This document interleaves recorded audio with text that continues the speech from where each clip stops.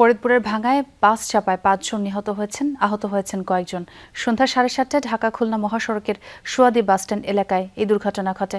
Police জানায় ডিম ভর্তি একটি পিকআপ ভ্যান বৃষ্টির কারণে নিয়ন্ত্রণ হারিয়ে সড়কে উল্টে যায়। সড়কে পড়ে যাওয়া ডিমগুলো সরিয়ে নিতে সহায়তা করে স্থানীয়রা। এ সময় গোপালগঞ্জগামী নড়াইল এক্সপ্রেস তাদের চাপা দেয়। এতে ঘটনাস্থলেই ৪ জন নিহত হন। আহতদের উদ্ধার করে হাসপাতালে নেয়ার পথে মারা যায় আরও একজন।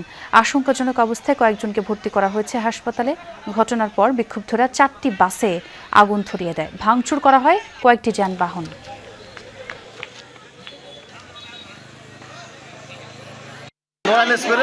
এই গাড়িটা এসে একদম সবাই মানুষজন পেছায় এবং বাইরে দিচ্ছে। কেউ আইল্যান্ডে নাই, বিদ্যায় নাই, বুঝছেন? প্রতি মাসে একদম মরে। 5-7 বার অ্যাক্সিডেন্ট করছে, ওরা তা তো সতর্ক হয় নাই। তারপরে ওরা ব্যাপার গাড়ি চালায়।